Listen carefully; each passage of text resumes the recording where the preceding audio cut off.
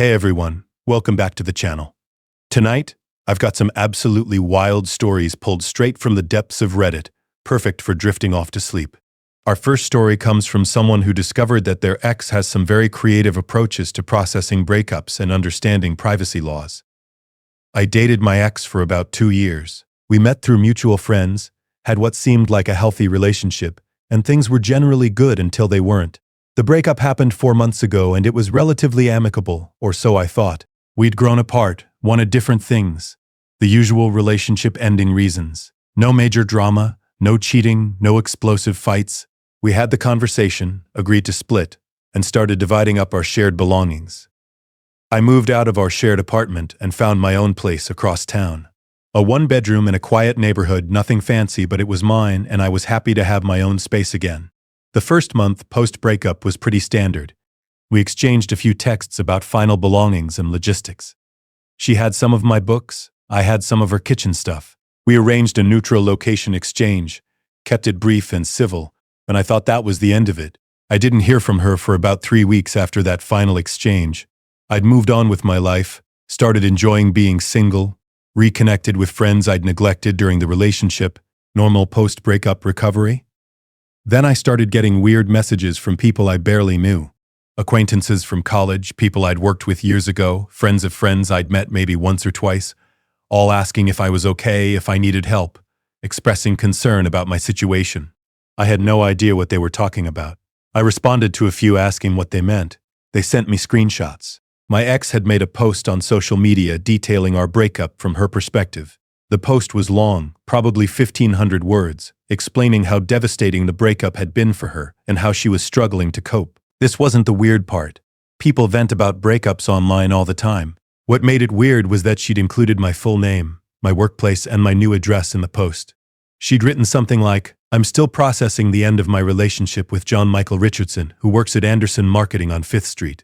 He moved to 2847 Maple Grove Apartment 3B, and I'm trying to respect his space, but it's been really difficult. My complete government name, my employer with the street location, and my exact address including apartment number, all in a public post visible to her entire social media network. I screenshot the post and sent her a message asking her to remove my personal information. She replied about an hour later, saying she was just processing her feelings and didn't think it was a big deal. I explained that posting someone's home address online was a privacy violation and potentially dangerous. She said she wasn't trying to cause problems, she was just being honest about her situation. I asked her again to take it down. She said she'd think about it. The post stayed up for 2 more days. During that time, my phone number started getting calls from numbers I didn't recognize. Most went to voicemail. The ones I answered were people asking about my relationship status, offering relationship advice, or telling me I should give her another chance. Strangers were calling me because my ex had posted my information online alongside a breakup narrative. I reported the post to the social media platform for privacy violations. They removed it after about a day of review. I thought that was the end of it. 3 days later, she made another post. This one was about how she was dealing with the pain of being ignored by someone she'd loved. Again, my full name was included. This time she didn't include my address, but she did mention the neighborhood I lived in and the name of the coffee shop I frequented. She wrote something about seeing me at Common Grounds Coffee on Maple Street, and how painful it was to know I was moving on with my life while she was still struggling. I hadn't seen her at that coffee shop. I hadn't been to Common Grounds in over a week. But she'd been there, had noticed I wasn't there, and decided to post about it with identifying details. I reported this post too. It was removed. I blocked her on all social media platforms and changed my privacy settings to maximum. A week later, I got a call from my building manager. Someone had been asking questions about my apartment. A woman had come to the building office claiming to be my sister and asking about my lease terms and whether I lived alone.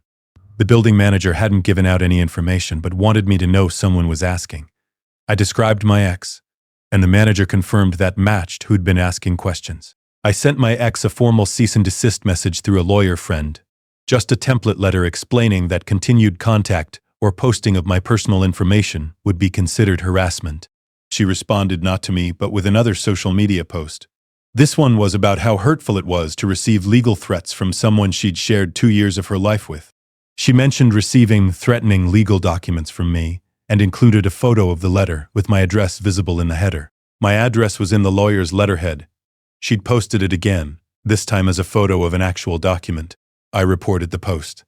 The platform removed it and issued her a warning about privacy violations. Then she created a blog, an entire blog dedicated to processing her feelings about our breakup. The blog had my first and last name in the title. Something like, Healing from John Richardson, A Journey Through Heartbreak. Every post on the blog mentioned me by full name. Some posts included details about where I worked, where I lived, places I went. She was documenting her process of getting over me while simultaneously posting everything she knew about my current life. One blog post was titled, Seeing His Car in Our Old Neighborhood. She'd apparently driven past my new apartment, seen my car in the parking lot, and written 800 words about the emotional impact of knowing I was home but not with her. The post included a description of my car, the parking lot layout, and commentary on what apartment the car was parked near.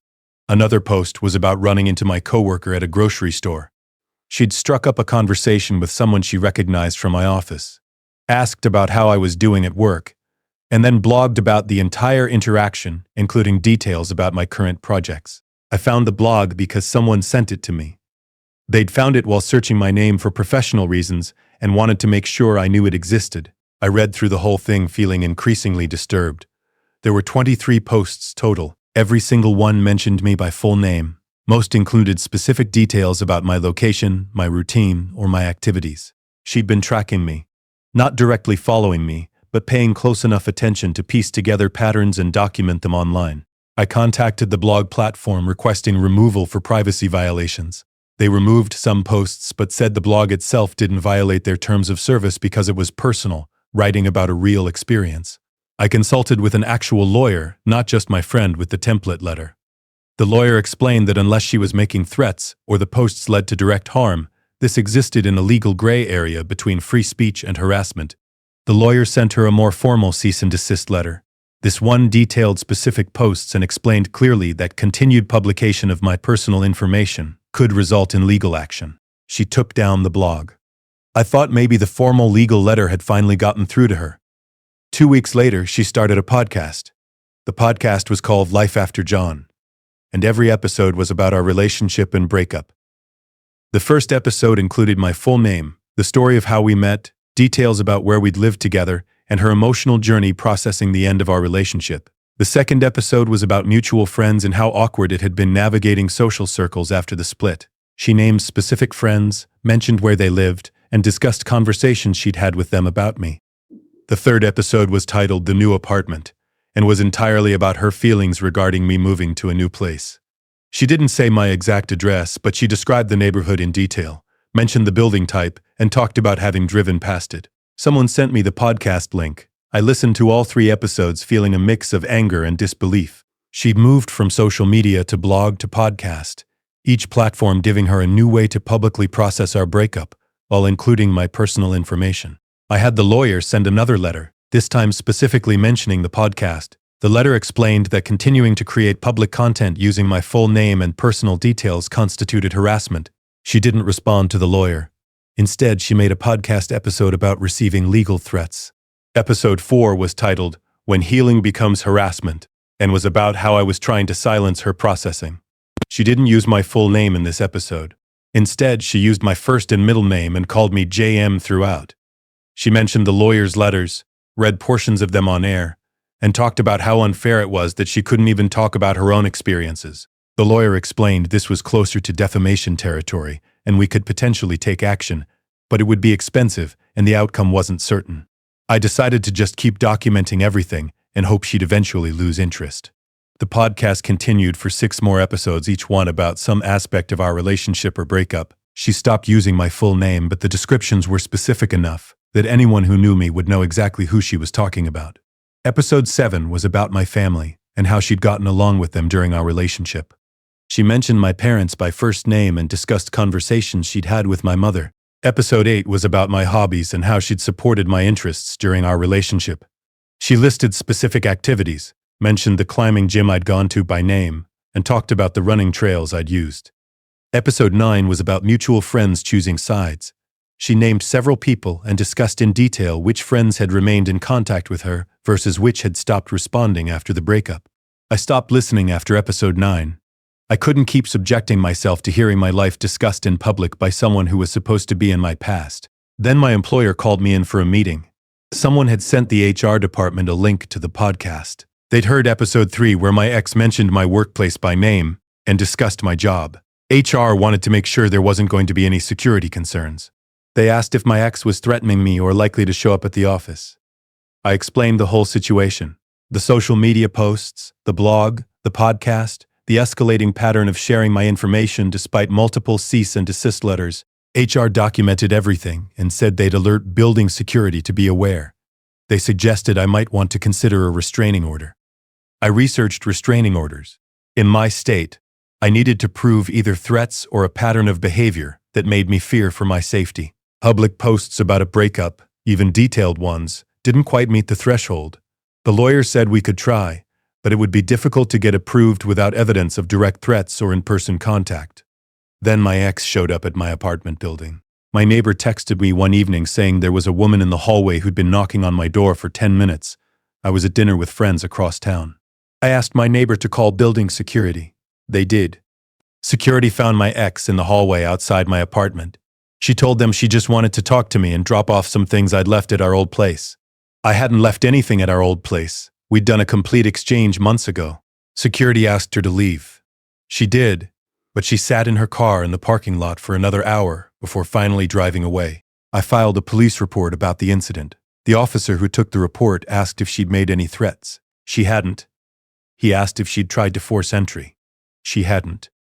He said they'd document the incident, but without threats or attempted break-in, there wasn't much they could do. He suggested I keep documenting everything and consider a restraining order if she showed up again. She didn't show up again in person, but the podcast continued. Episode 10 was titled The Visit and was about her attempt to drop off my belongings. She described my apartment building in detail, the parking lot layout, the entrance, the hallway configuration. She talked about which apartment was mine, based on the number visible on the door. She didn't say the exact address, but she gave enough details that anyone who heard the episode could probably find the building if they tried. I had the lawyer send another letter. This one specifically addressed the apartment building description and explained that creating content that could help others locate me was particularly concerning. Her response was, Episode 11, Why I'm Not Stopping the Podcast. In this episode, she talked about free speech, her right to process trauma publicly, and how she was helping others going through similar situations. She'd started framing the podcast as a healing resource for people dealing with breakups. The podcast description now said, a raw, honest look at processing heartbreak and moving forward, for anyone who's ever struggled to let go. She was positioning herself as providing a public service by documenting our breakup in excruciating detail. The podcast gained followers. Not many, maybe a few hundred people, but enough that she was getting comments and reviews. People were telling her the podcast helped them process their own breakups. This validation seemed to encourage her. Episodes started coming out more frequently, twice a week instead of weekly. Episode 12 was about the early days of our relationship. Episode 13 was about meeting my family. Episode 14 was about a trip we'd taken to the mountains. Each episode included specific details. Names of restaurants we'd gone to, trails we'd hiked, hotels we'd stayed at. She was creating a comprehensive public record of our relationship. I stopped trying to get platforms to remove content. It was clear she'd just moved to a new platform or find a different way to share. Instead, I focused on protecting myself. I changed my phone number and only gave the new number to close friends and family. I started parking my car in a different spot at my building. I varied my routine so I wasn't at the coffee shop at the same time every week. I felt like I was hiding from someone who was broadcasting my information to anyone who would listen. My ex started incorporating listener questions into the podcast. People would send her questions about relationships, breakups, and healing. She'd answer them using examples from our relationship.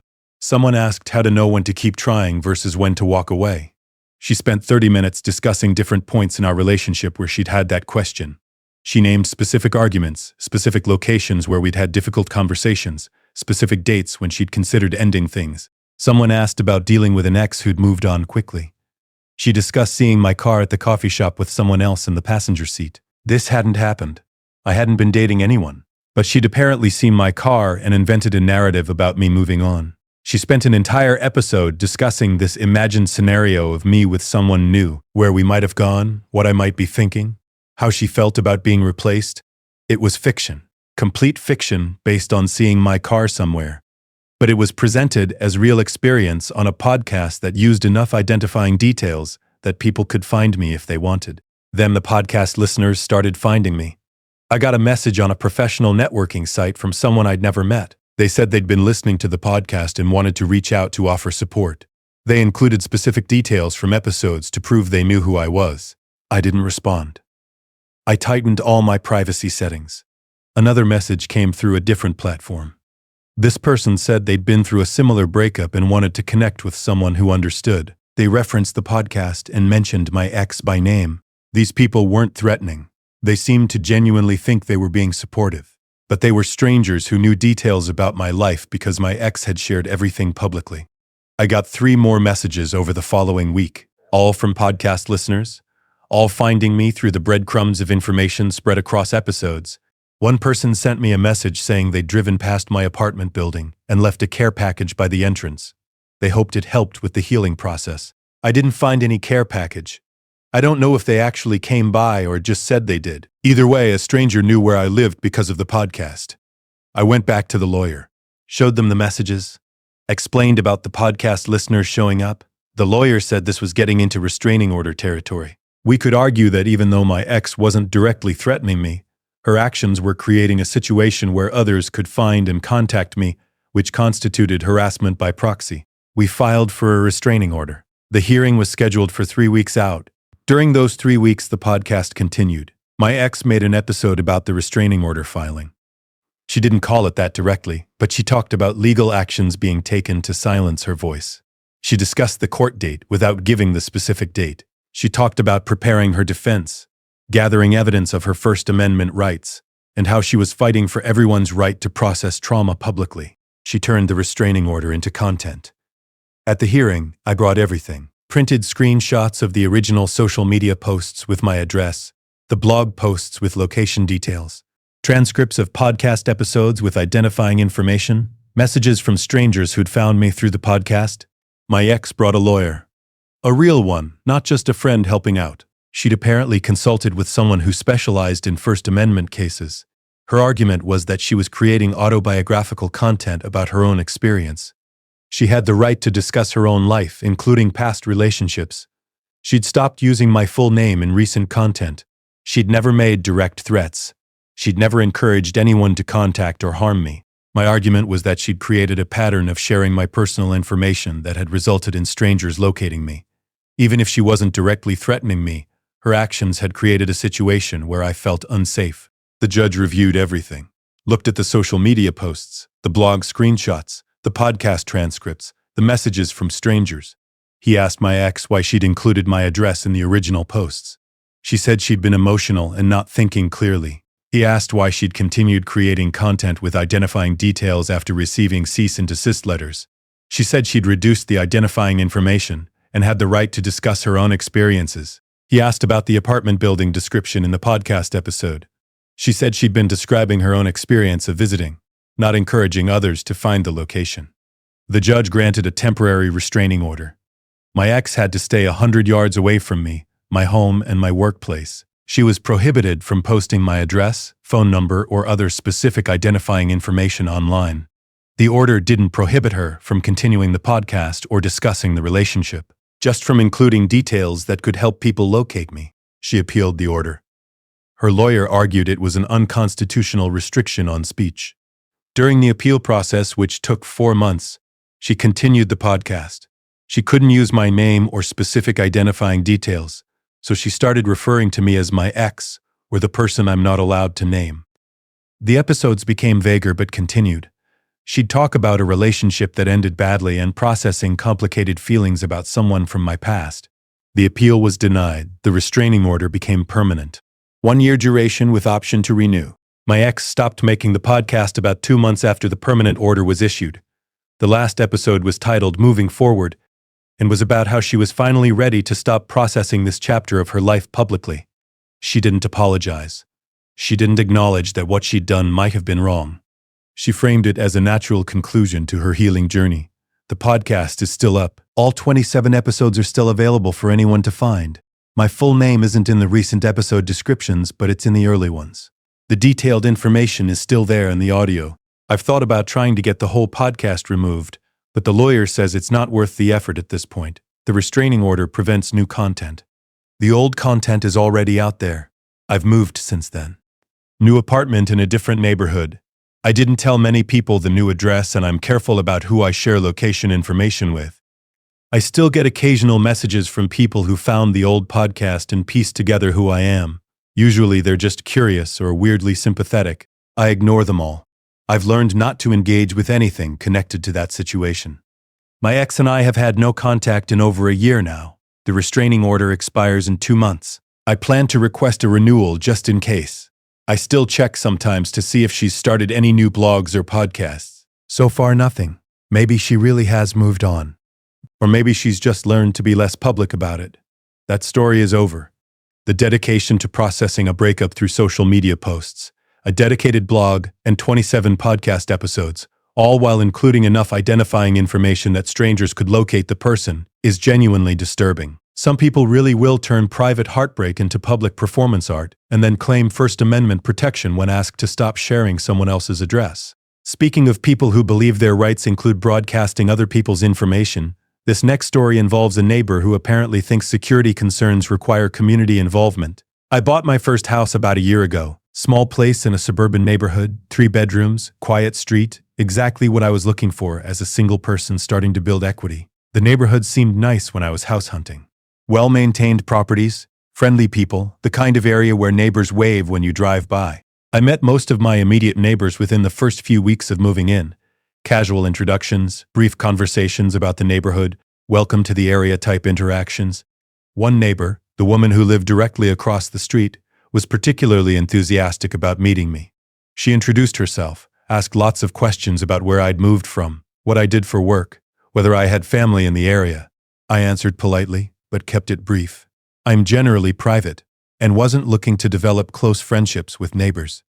I just wanted cordial relationships with the people I lived near. She seemed nice enough, just a bit more interested in my life than I was comfortable with. But I figured that was just her personality and I could handle friendly waves and occasional small talk. About a month after I moved in, I came home from work to find a note taped to my front door. It was from my neighbor across the street.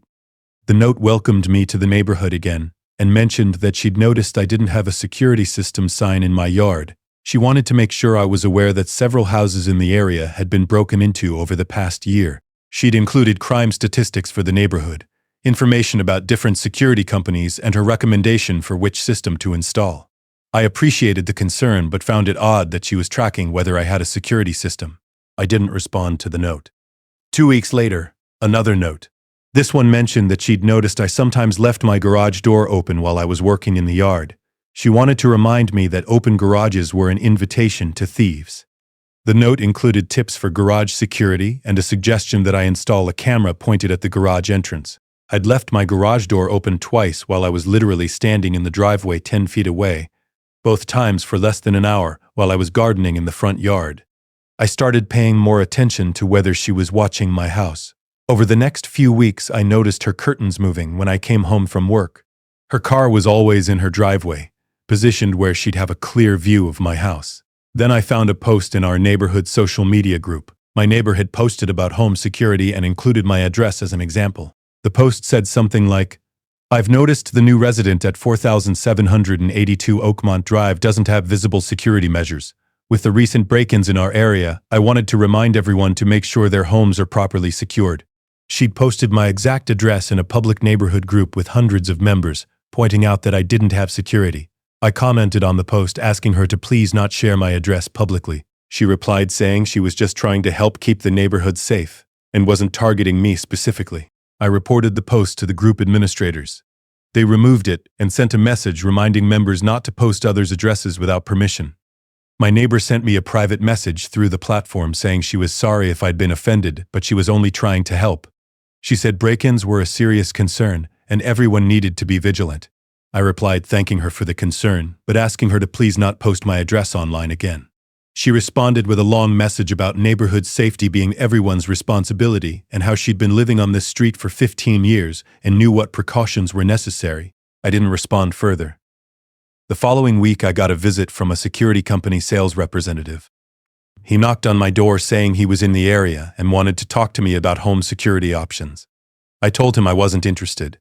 He said my neighbor across the street had called his company saying I was particularly concerned about break-ins and had requested someone come talk to me. I explained that I hadn't requested anything, and my neighbor had no authority to call services on my behalf. He apologized and left. I went across the street and knocked on my neighbor's door. She answered, and I asked her why she'd called a security company for me. She said she'd just been trying to help since I seemed reluctant to take action on my own. She'd gotten a good deal on her system through that company and thought I should have the opportunity to hear about it. I explained that I didn't need her help with my security decisions and asked her to stop monitoring my house. She looked offended and said she wasn't monitoring anything. She was just being aware of the neighborhood.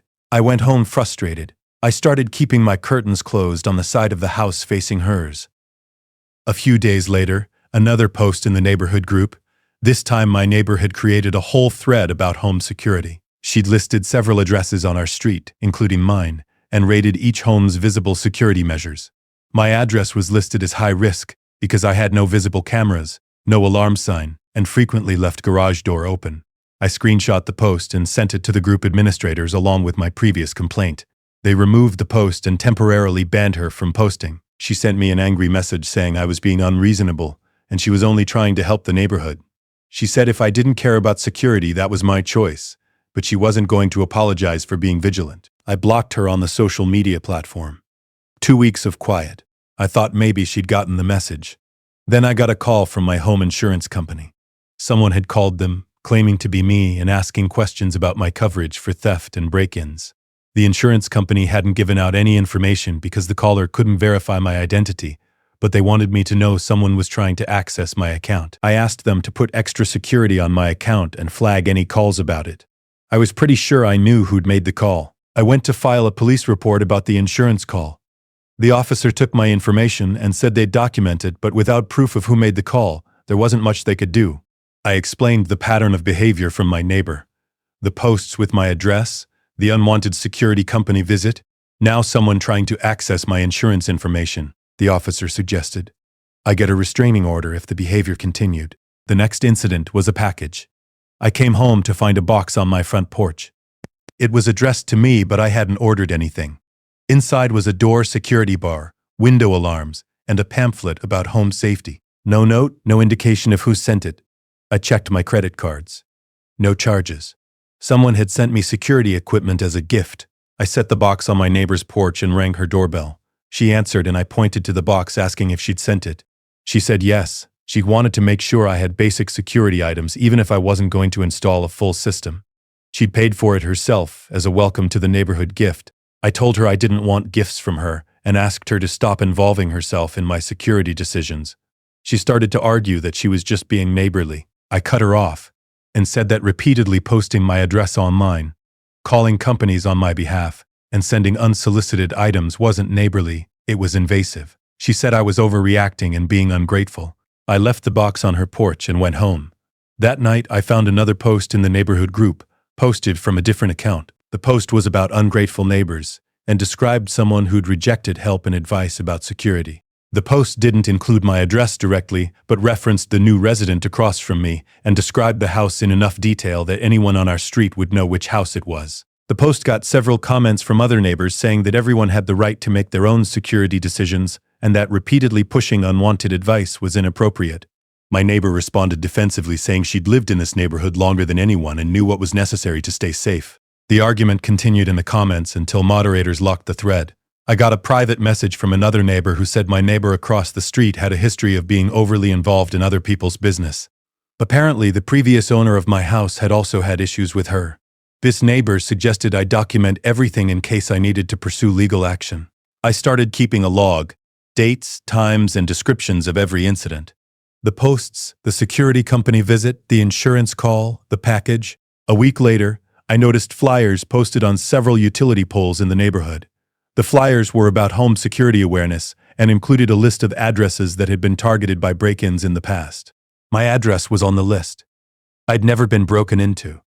The house had never been broken into, according to the disclosure documents from when I bought it. I took down the flyers I could find and kept one as evidence. I contacted the police again and showed them my documentation. The officer said I could file for a restraining order based on the pattern of harassment. I filed for a temporary restraining order. The hearing was scheduled for 2 weeks out. During those 2 weeks, my neighbor started posting in other neighborhood groups covering wider areas. She joined groups for adjacent neighborhoods and post about security concerns, always including my address as an example of a vulnerable property. I found my address in 4 different neighborhood group posts across 3 separate platforms. I screenshot everything and added it to my documentation. At the restraining order hearing, I presented my timeline of events, all the screenshots of posts with my address, evidence of the security company visit, and the insurance company call. My neighbor argued that she was exercising her right to discuss neighborhood safety and that she'd never threatened me. The judge asked her why she kept including my address in public posts after I'd asked her to stop. She said people needed specific examples to understand security concerns. He asked why she'd called a security company on my behalf. She said she was trying to help a new neighbor who seemed uninformed about area crime. He asked about the insurance call. She denied making it. I couldn't prove it was her. The judge granted a temporary order requiring her to stay 50 feet from me and my property, and prohibiting her from posting my address online or contacting me directly or indirectly. The order was for 6 months, with a review hearing at the end. My neighbor seemed shocked. She started to argue with the judge that she'd done nothing wrong. He cut her off and explained that repeatedly posting someone's address after being asked to stop constituted harassment. For about a month, things were quiet. I didn't see any new posts, didn't get any unwanted visitors, didn't find any more security equipment on my porch. Then I started getting mail from security companies. Advertisements, promotions, information packets, all addressed to me at my home address. I got 5 different security company mailers in 1 week. Then a visit from another sales representative who said he'd received a request for information from my address. I explained I hadn't requested anything and showed him my restraining order documentation. He left and said he'd note on my file that contact was unwanted. The mail continued. Different companies, different services, all related to home security. I couldn't prove my neighbor was signing me up for these mailers, but the timing was suspicious. I contacted the companies and requested they remove me from their lists. Most complied, but new ones kept arriving. Then my neighbor started a blog. The blog was about neighborhood safety and crime prevention. She didn't use my address directly, but she referenced a concerning situation on my street and described my house in detail. She wrote about new residents who don't understand the importance of security and people who reject helpful advice from experienced neighbors. Anyone who lived in the area would know she was writing about me. I documented the blog posts and filed a complaint with the court about restraining order violations. The court scheduled a hearing about the violation. My neighbor's argument was that she wasn't posting my address, wasn't contacting me directly, and was just writing about general neighborhood concerns on her personal blog. The judge reviewed the blog posts and agreed they were clearly about me even without using my address. He extended the restraining order for another year and added specific language about not posting identifying information about me online even without using my exact address. My neighbor stopped blogging about me after that, but she started attending every neighborhood association meeting and bringing up crime statistics at every opportunity. She'd reference properties in the neighborhood that are vulnerable due to insufficient security and suggest the association should implement mandatory security requirements. Other neighbors shut these suggestions down. Several people had gotten tired of her obsession with security and her tendency to involve herself in others' business. The restraining order is still in effect for another 4 months. I'm planning to request a renewal. My neighbor and I have had no direct contact in over a year. She still lives across the street. I see her car in her driveway every day. I keep my curtains closed on that side of the house. I've installed cameras, not because of actual security concerns, but so I have evidence if she violates the restraining order again. I'm considering selling the house and moving when my job situation allows. I like the house, but I don't like having a neighbor who spent months posting my address online and involving herself in my security decisions. That story is over. The transformation from neighborly security concern to repeatedly posting someone's address across multiple platforms, calling companies on their behalf, and creating blogs about them is genuinely creepy. Some people really will convince themselves that their invasive behavior is helpful, then act victimized when legal boundaries are established.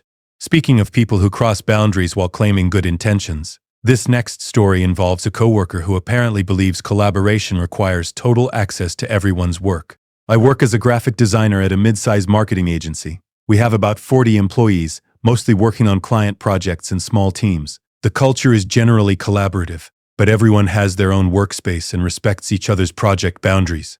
About 6 months ago, we hired a new senior designer. She had an impressive portfolio and came from a larger agency where she'd worked on major brand campaigns. She seemed excited to bring her experience to our smaller, more agile team. Her first week was normal. Orientation, meeting everyone, getting set up with our systems and processes. She asked thoughtful questions and seemed engaged with learning how we worked. The second week, she started asking to see everyone's project files. She'd come by desks asking what people were working on and requesting access to their working files to see the process. Most people shared willingly, thinking she was just trying to learn our style and standards. I showed her a few projects I was working on and walked her through my typical workflow.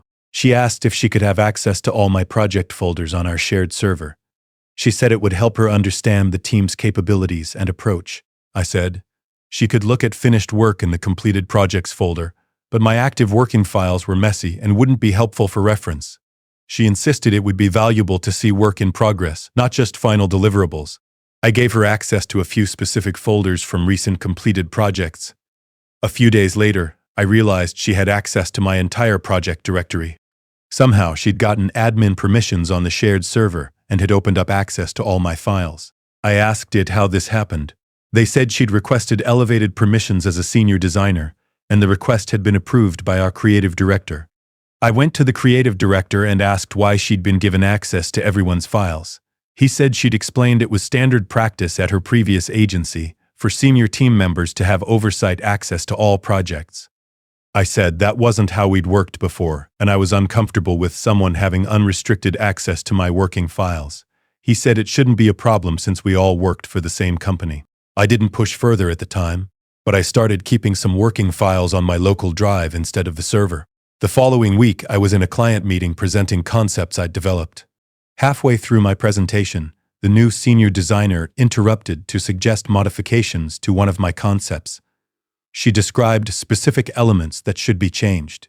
Details about layer structure and component placement that she could only know from having examined my working files in detail.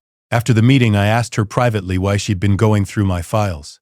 She said as a senior designer, she was responsible for quality oversight and needed to review work before it went to clients. I explained, that wasn't the process we used. Each designer presented their own work and got feedback from the creative director before client meetings.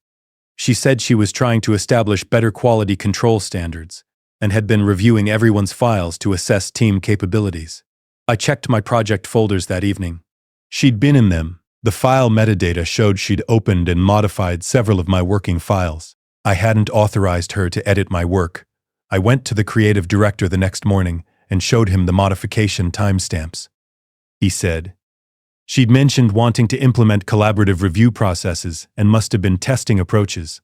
He suggested I talk to her about boundaries. I did. I explained that I needed her to stop opening and editing my files without permission. She said she wasn't editing, she was just reviewing and making notes. I showed her the modification timestamps. She said she'd just been adding comments and suggestions in the file layers. I opened one of the files she'd modified. She'd changed things. Adjusted colors, moved elements, altered typography. These weren't comments, they were actual edits to my work. I told her this wasn't acceptable. She said she was trying to help improve the work before it reached clients. I escalated to the creative director again. Showed him the specific changes she'd made. He agreed that editing other people's files without permission crossed a line. He talked to her. She apparently explained that she'd thought senior designers were expected to provide hands-on guidance to the team. He clarified that our structure didn't work that way, and she needed to ask before accessing or modifying anyone's files. For about a week, things were quiet. Then I found out she'd been downloading copies of everyone's project files to her personal laptop. IT discovered this during a routine security audit. She'd been systematically copying the entire shared project drive to her local machine.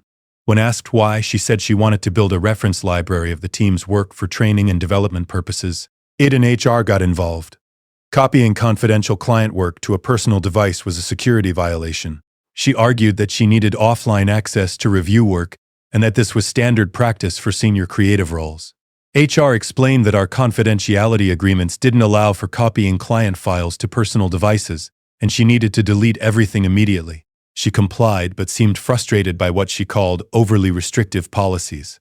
The following week, she started a shared document where she was logging observations about each team member's work, skills assessments, areas for improvement, suggestions for development.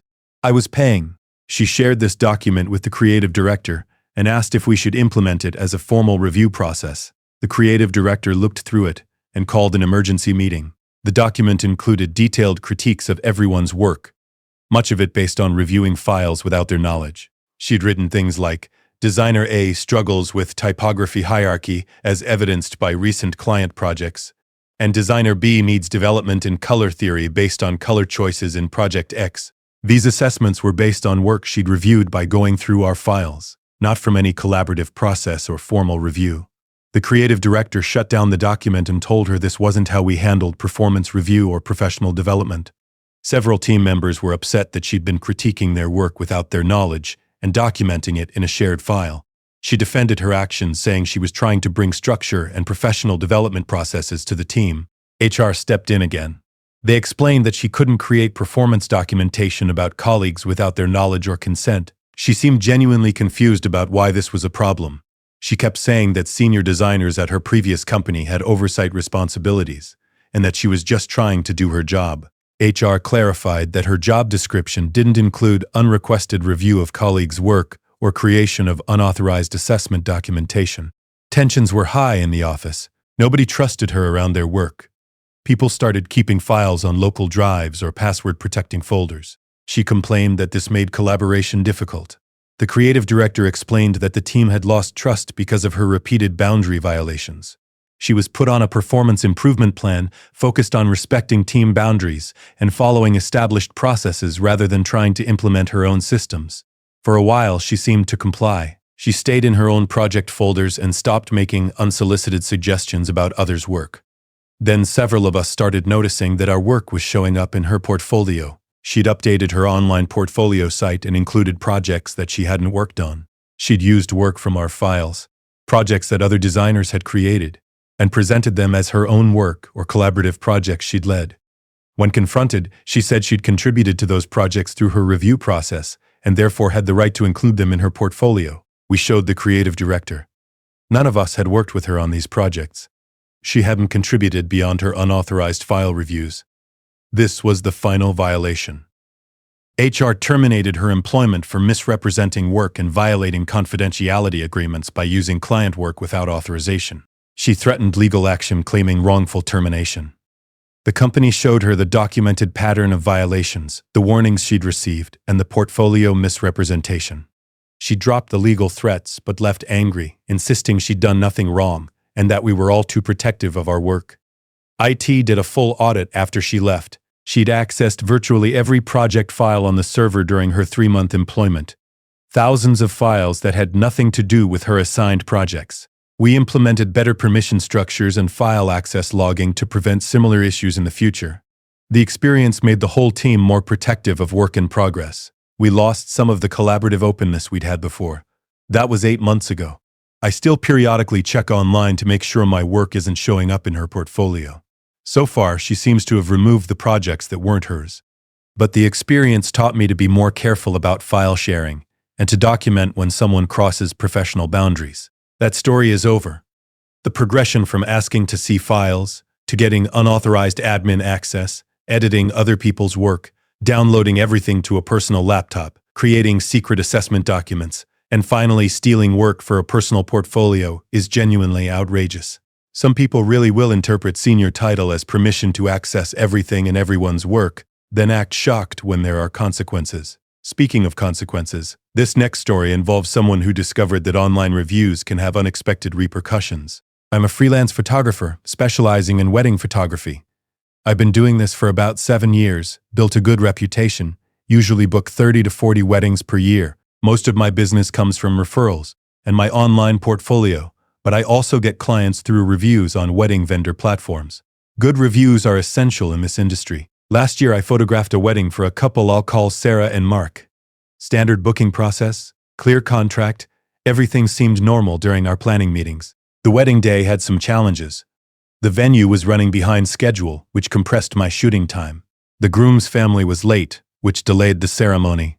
There was unexpected rain during the time we'd planned for outdoor portraits. These kinds of issues happen at weddings. I adapted, got creative with indoor locations for portraits, worked efficiently during the compressed timeline. I delivered standard quality work despite the complications. I sent the couple their photos 6 weeks after the wedding, which was within the 8-week delivery timeline specified in our contract. They seemed happy initially. Sarah sent me a message saying the photos were beautiful and thanking me for my work. 3 months later, I received a notification that they'd left me a review on the main wedding vendor platform I use. The review was 1 star. It was also 1,500 words long. Sarah had written a detailed critique of every aspect of the wedding photography. She criticized my communication before the wedding, my conduct on the wedding day, the quality of the photos, and my delivery timeline. Most of her complaints were either subjective opinions or based on the venue's scheduling issues that were beyond my control. She wrote that I'd been unprofessional and difficult to work with, and that the photos didn't capture the emotion of the day. She mentioned specific family members who she felt weren't photographed enough, and creative shots she'd wanted that I supposedly didn't deliver. I reviewed my contract and the shot list we'd agreed on before the wedding. I'd delivered everything promised.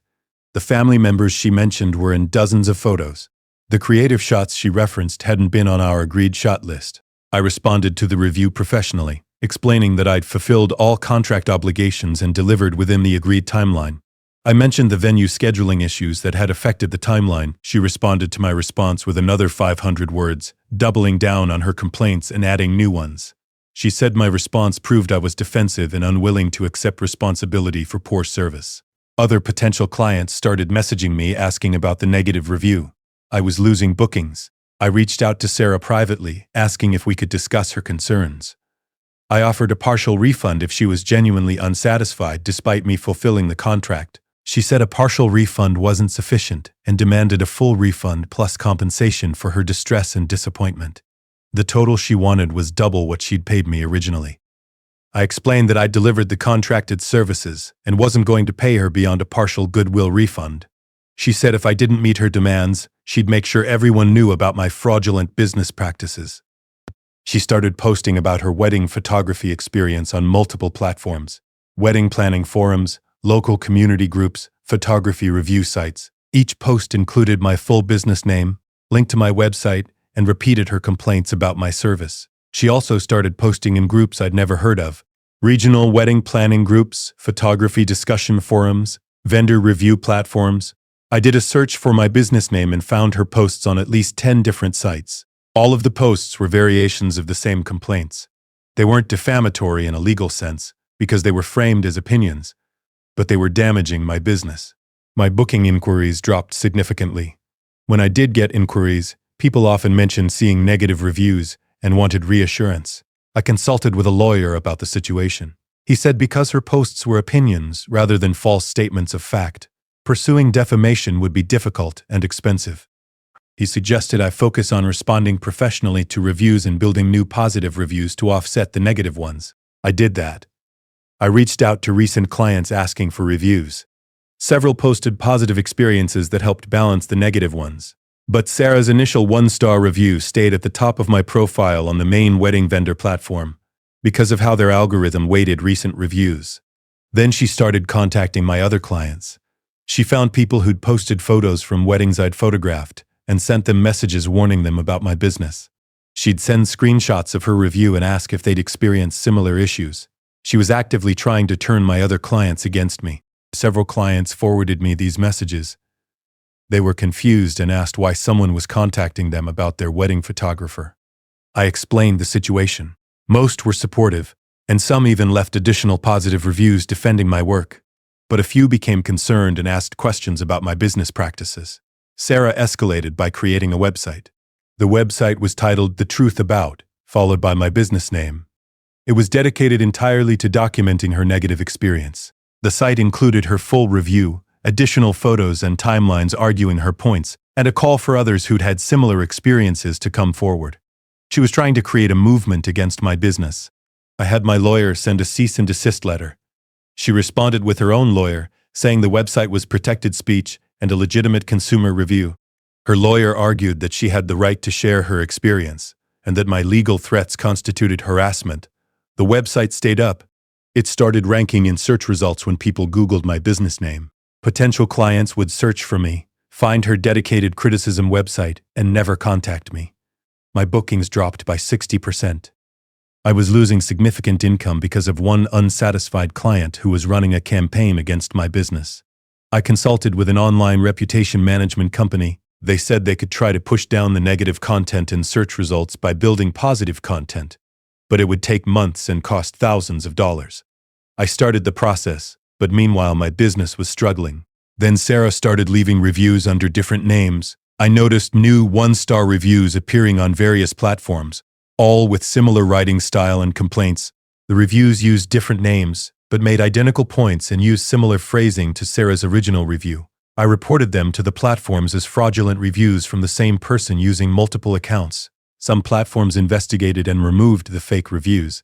Others said they couldn't verify they were from the same person and left them up. Sarah denied creating fake reviews when confronted. She said other people must have had similar experiences. I found evidence linking the accounts.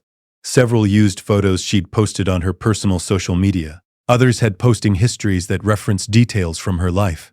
I sent this evidence to the platforms. More reviews were removed, but the process took weeks for each one. During this time, she'd create new accounts and post new reviews. I was playing whack-a-mole with fraudulent reviews. Then she started targeting my social media. She'd comment on my business posts saying things like, "Remember the quality of my wedding photos before booking." She'd tag friends in my posts, encouraging them to read her reviews before considering my services. I blocked her accounts. She created new ones: Instagram, Facebook, even LinkedIn. She found every platform where I had a business presence and created accounts to leave critical comments. I spent hours every week blocking accounts and reporting harassment. My mental health suffered. I dreaded opening my business social media because I knew there'd be new comments or reviews attacking my work. I considered closing my business and starting fresh with a new name, but that meant abandoning 7 years of reputation building and starting over. My lawyer suggested we pursue a restraining order based on the pattern of harassment. We filed showing the dedicated website, the multiple fake reviews, the constant social media harassment, and the messages she'd sent to my other clients. At the hearing, Sarah argued she was exercising her right to review a business service she'd paid for. Her lawyer presented it as a dispute about service quality. My lawyer presented evidence of the fake reviews, the website that went beyond reviewing into campaigning, and the pattern of creating new accounts to circumvent blocks. The judge granted a temporary restraining order prohibiting her from creating new reviews or posts about my business and requiring her to take down the dedicated website. She appealed. Her lawyer argued this was unconstitutional restriction of speech. The appeal took 5 months. During that time, the restraining order was in effect, but my business reputation was already damaged. The appeal was partially successful. The judge ruled that she could maintain her original review on legitimate platforms, but had to remove the dedicated website and stop creating new accounts to post additional reviews. She complied with the website removal, but I suspect she continued creating fake reviews under names I couldn't connect to her. My business has slowly recovered. It took over a year to rebuild my booking numbers to previous levels. I now have a clause in my contracts about dispute resolution and review policies. I require clients to attempt mediation before leaving public reviews if they're unsatisfied. I've had lawyers tell me that clause might not be enforceable, but it makes clients pause before launching review campaigns. I also watermark all preview images I send to clients now and don't provide full resolution files until payment is complete and any disputes are resolved. Sarah's original review is still up. It's been 2 years. The platform won't remove it because it doesn't violate their terms of service. It's dropped down in my review ranking as I've built more positive reviews, but it's still there. I sometimes get messages from potential clients who found that review and want to hear my side. I have a standard response explaining the situation professionally. Most people book anyway after hearing the full context. Some don't. I lost probably $50,000 in income over those 2 years because of one person's campaign against my business. She never got her refund. I never admitted wrongdoing. We reached no resolution. She just eventually stopped actively posting and moved on with her life while I spent 2 years rebuilding my business reputation. That story is over. Well, there you have it. Another night, another collection of stories that prove reality is definitely stranger than anything we could make up. From exes creating podcasts about your breakup, to neighbors posting your address across multiple platforms, to coworkers downloading your entire project folder to personal laptops, These tales remind us that somewhere out there, someone is probably crossing a boundary they genuinely don't think exists. Whether you're here for the background noise, dealing with insomnia, or just enjoying the chaos of other people's lives, I hope these stories helped you unwind, or at least made you feel better about your own situation. If your biggest problem today was someone creating a dedicated website to criticize your business, or a neighbor obsessed with your home security setup, well, at least you're not alone in dealing with completely unreasonable people. Thanks for sticking around through all these wild tales. If you enjoyed tonight's collection, consider subscribing because I've got plenty more where these came from. Sweet dreams. And remember, somewhere out there, someone is probably creating their 14th fake account to leave another 1-star review about a wedding that happened 2 years ago.